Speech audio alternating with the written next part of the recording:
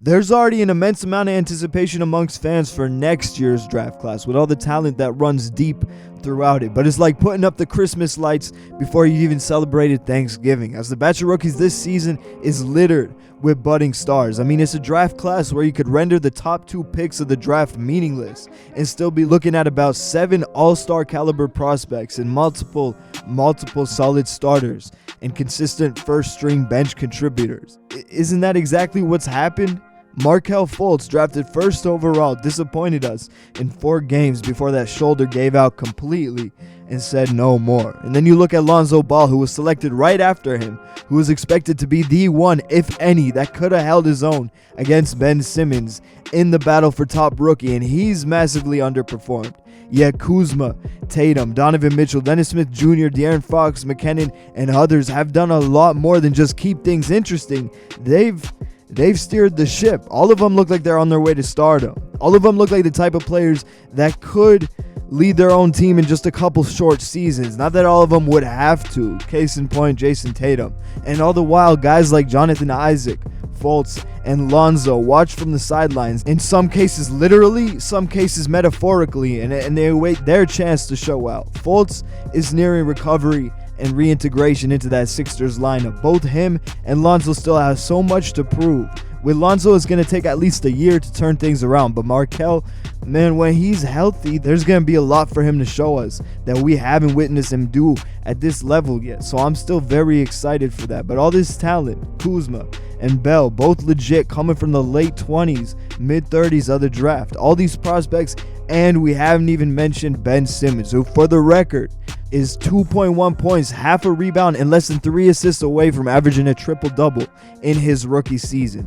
This is the amount of talent that makes you think, looking back in 2 seasons, 3 seasons, will we be comparing the 2017 rookie class to the legendary class of 2003? Y'all tell me in the comments. How does this crop of rookies, including Ben Simmons, compare to 03 with LeBron, Melo, Wade, and Bosh? It's too early to say, but it's something to consider. It's highly doubtful they got the same level of star power. That 2003 class was about as top heavy as you can get, but the class of 17 looks a lot deeper, with a few more surprises down the line that have yet to emerge, or at least fully emerge and show their true colors. Also, leave your answers, of course, to the question in the title itself.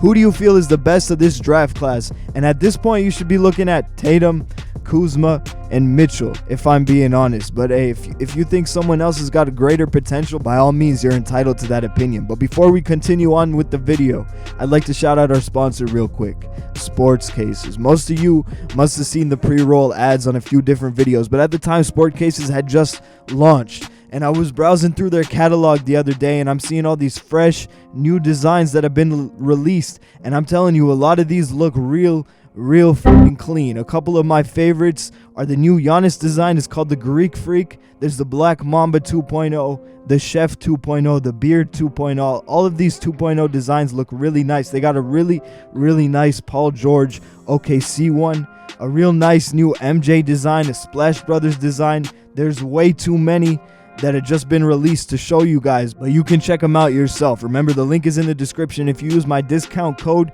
you get 10% off of your purchase. Just use the promo code ClayAllen with no spaces. Now back to the video. Now, in terms of Rookie of the Year, barring any serious injury, Simmons is clearly about to run away with that award. But out of the players that were actually drafted in 2017, who is the best player? Kyle Kuzma, Jayson Tatum, and Donovan Mitchell have each shown incredible promise in their first 20 to 25 games. But I need y'all to recognize that this is not a debate on who the greatest talent is as of now. It's who can grow into the best, most complete player, who will have the greatest career when it's all said and done. Being this early on in their respective careers, determining the greatest talent is going to be extremely hard to judge. And to be honest, there's no real answer at this point. All I can tell is what I've seen, the circumstantial evidence that tells me how a player may develop, that gives me insight into who will experience growth at a faster pace, who will be in the best environment, who will be in the best position to take advantage of the opportunities thrown their way in the early years of their career,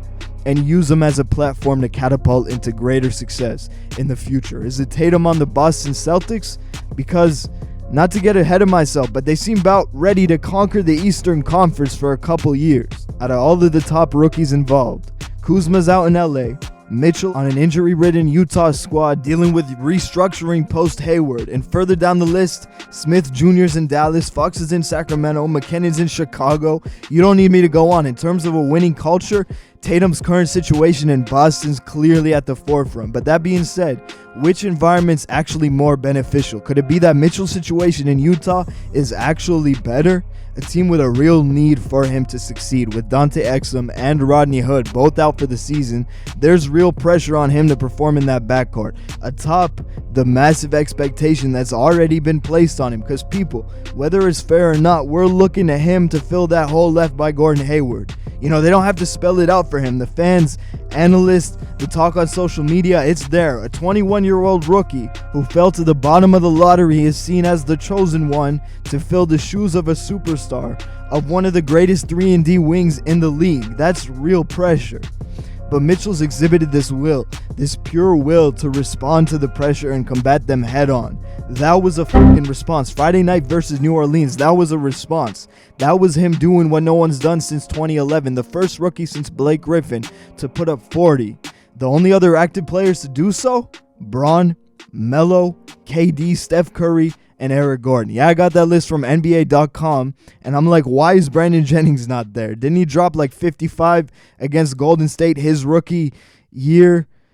Oh shit, active players. Oh, Brandon's ass is in China. But not to stray from the original topic, Donovan Mitchell has responded.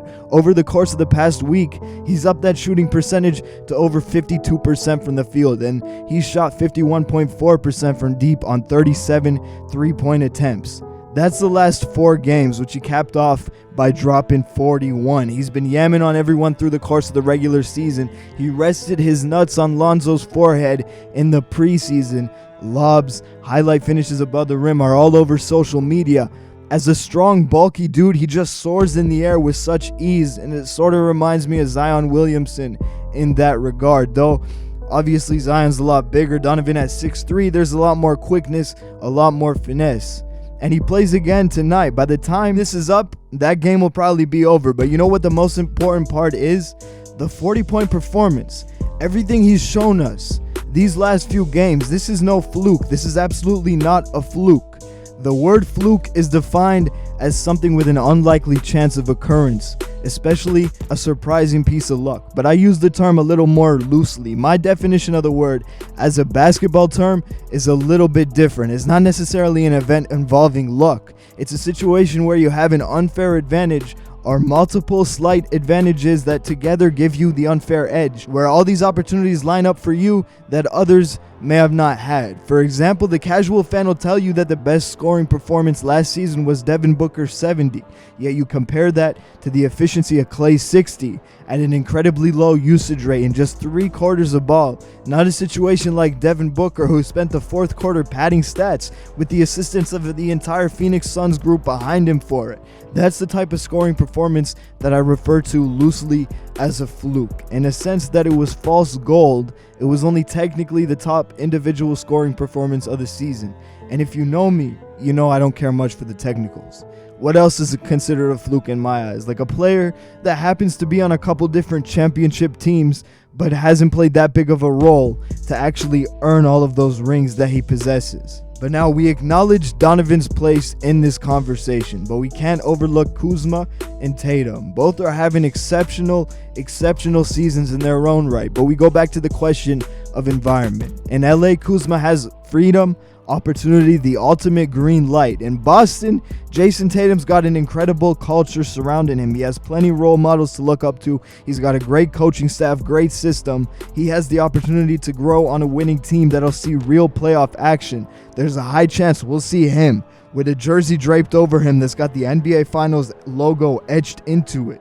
Just in his first season of basketball, he's in a situation where he'll be an important piece to a championship contender as a rookie, especially with Hayward out for the rest of the season. There isn't necessarily pressure, no, not like what Donovan Mitchell's faced with in Utah, but there is definitely opportunity there. The real pressure, however, is on Jaylen Brown. So you compare and contrast that with Kuzma's situation in LA without forgetting the positives on either side. And here's my perspective. Tatum has a greater opportunity for growth mentally, to develop the intangibles to win and have winning experiences and receive higher respect and higher praise on that front. While Kuzma has a greater opportunity for literal growth on the basketball court, not mental growth, but more touches, more responsibility and tougher challenges, and ultimately more of a chance to develop and discover his tendency and get a better natural feel for the game through actual doing. Even the chance to lead a basketball team is currently up for grabs, since no one has really stepped up as the true leader in that locker room or on the court in the Los Angeles Lakers organization. Though Kuzma doesn't strike me as much of a leader, the opportunity is certainly there, just as Mitchell has in Utah. The difference is Mitchell looks about ready to take on that role, perhaps as early as his sophomore season. Nonetheless, you got two of the most underrated coaches in pro basketball, leading both groups in Quinn Snyder and Luke Walton.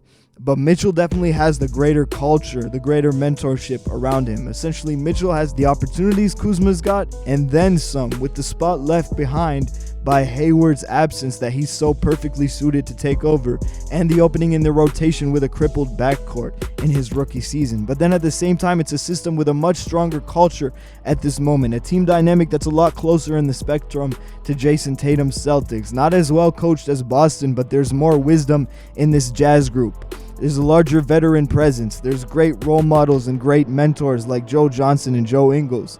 And most importantly, by far, is that will I described earlier. It's Mitchell himself. He's got a different presence of mind. He has that look on his face that reminds you of Kobe after he hits a turnaround dagger right in your grill. The look that makes you think of Steph Curry when he walks the ball up the court, dribbles around you, in between you, in circles, looks you in the eye and steps back behind the three-point line, releases, and he's already turned around running back on defense by the time you hear the announcer yelling splash.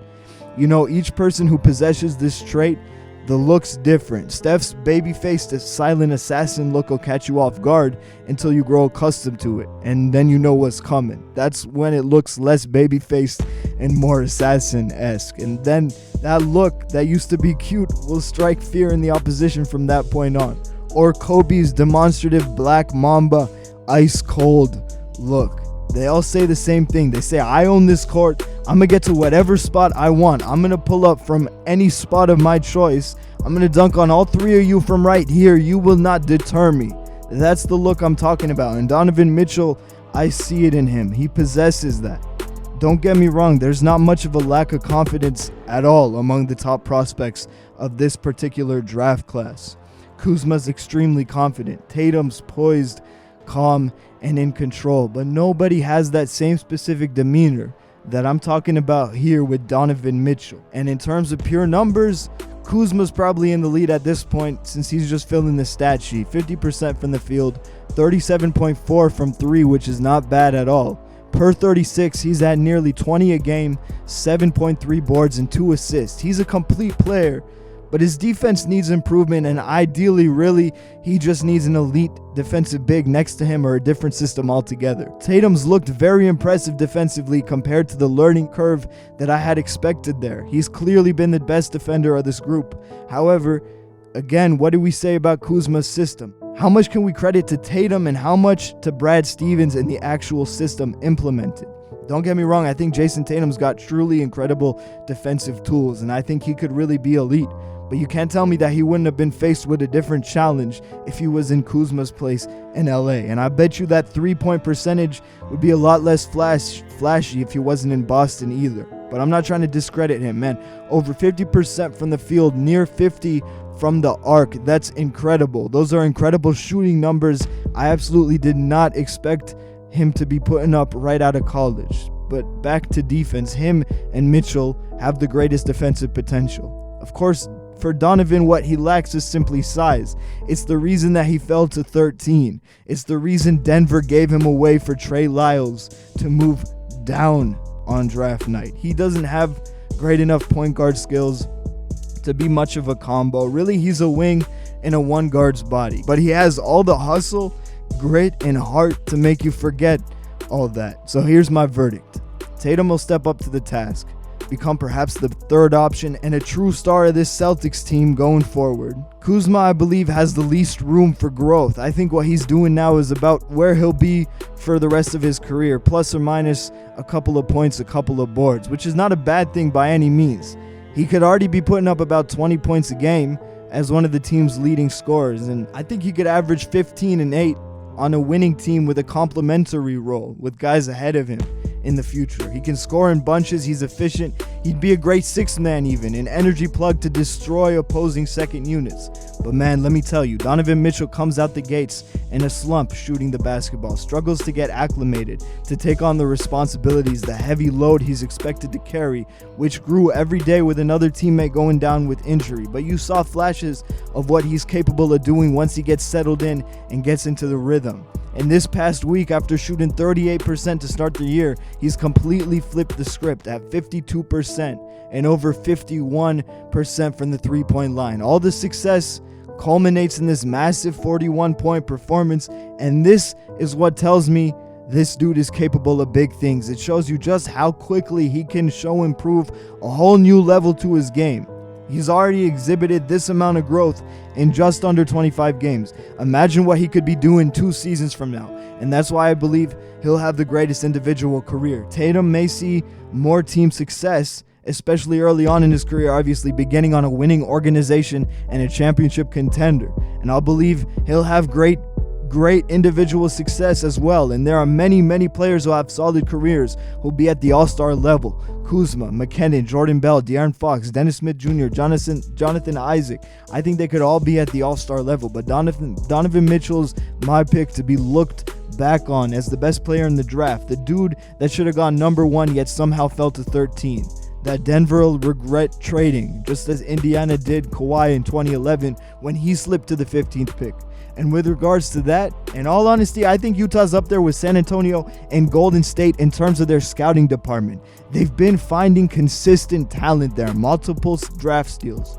Rodney Hood, they picked him up at 23. Rudy Gobert, they found him at 27. Exum, now Mitchell, they've had a lot of recent draft success, and if it wasn't for injury, Exum and Hood would be a lot further accomplished by now. But again, leave your answers in the comment section down below. Who do you think is the best rookie that came out of the 2017 draft class? Who should have the greatest success throughout their entire career? And how does this whole class, including Ben Simmons, compare to 03? Is it the best we've seen since? Of course, it's still early to tell on all fronts, but leave your predictions nonetheless. If you enjoyed the commentary, leave a like for your boy. It means a lot. Share it along to your fellow basketball friends. Tweet it out. Post it on Facebook, on Reddit. It really does help a ton. And if you're new, hit that subscribe. And if you don't want to miss what we got coming in the near future, hit that bell for post notifications. And I'm signing off. Peace. Sleep through day, then we play all through the late night. Sleep through day, then we play all through the late night. All through the late night. See you play, don't you hate all through the late night.